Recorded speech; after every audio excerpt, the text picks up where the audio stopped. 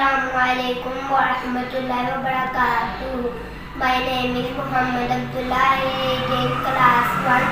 My school name is Production School, Gulistan campus. मेरा आपको question है कि सब्र का फल मीठा होता है, इसका क्या मतलब है? जी, सब्र का फल मीठा होता है, बिल्कुल हमेशा मीठा होता है। इसका मतलब यह है कि सब्र का जो रिज़ल्ट है वो बहुत अच्छा होता है। जो सब्र करता है ना वो कभी भी पछताता नहीं है। हम देखते हैं ना कि बाज़ औक़ात एक बंदा बेसब्री में ऐसे स्टेप्स ले लेता है कि बाद में फिर वो क्या करता है, परेशान होता है, पछताता है। फॉर एग्ज़ाम्पल, कोई बंदा गुस्से में आ गया, बेसब्री में उसने कोई चीज़ तोड़ दी, तो क्या किया, अपना ही नुकसान किया ना।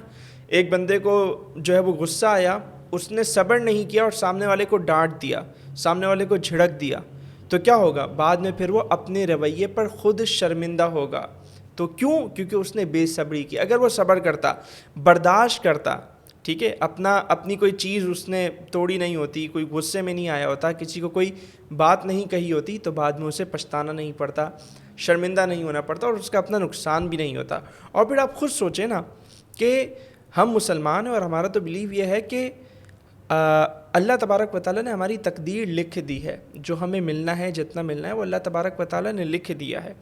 अब अगर हम किसी चीज़ की उम्मीद रखें, ठीक है, कोई चीज़ हम एक्सपेक्ट करें और उसके लिए हम बेसब्रे हो जाएं, उसको हासिल करने के लिए हम बेसब्रे हो जाएं, उस पर सब्र नहीं करें, तो क्या होगा, हम डिस्टर्ब रहेंगे।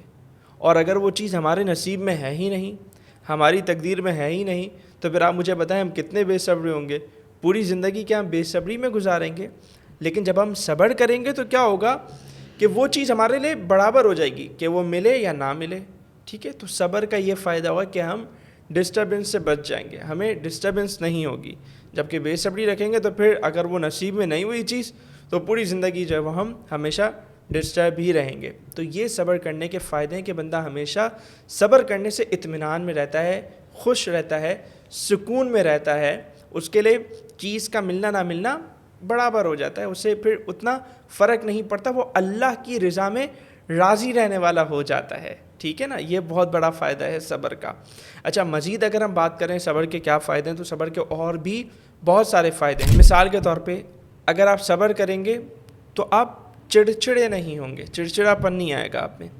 अगर आप सब्र करेंगे तो आप गुस्सा नहीं करेंगे। इसी तरह अगर आप सब्र करेंगे तो आप किसी से कोई ऐसी बात नहीं कहेंगे बेसब्री में, गुस्से में, कि जिससे उसका दिल दुखे, यानी आप लोगों का दिल दुखाने से भी बच जाएंगे। इसी तरह अगर आप सब्र करेंगे तो आपको ख़ुद पर कंट्रोल होगा। अपने आप पे कंट्रोल करना ना, ये भी बहुत बड़ी बात है, ठीक है। हम 10 चीज़ें कंट्रोल कर लेते हैं, घर कंट्रोल कर लेते हैं, ठीक है, और बहुत सारे लोगों को, अगर आप क्लास में मॉनिटर हैं तो पूरी क्लास को आप कंट्रोल करते होंगे, ठीक है। लेकिन अपने आप को कंट्रोल करना बाज़ औक़ात बड़ा मुश्किल हो जाता है, लेकिन जो सब्र करता है उसको अपने आप पर कंट्रोल हो जाता है। इसी तरह सब्र का एक फ़ायदा ये है कि आप टेंशन में कभी नहीं आएंगे, ठीक है। टेंशन बड़ी बीमारी है, बढ़ते बढ़ते डिप्रेशन हो जाता है। अगर सब्र करते रहेंगे तो ना टेंशन होगा ना डिप्रेशन होगा।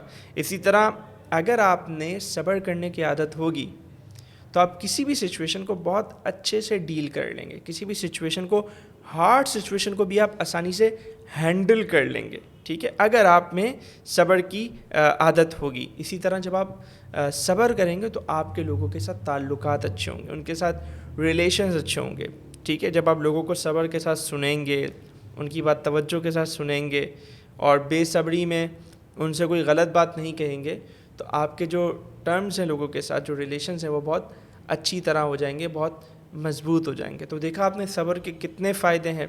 तो इसीलिए तो कहते हैं सब्र का फल हमेशा मीठा होता है।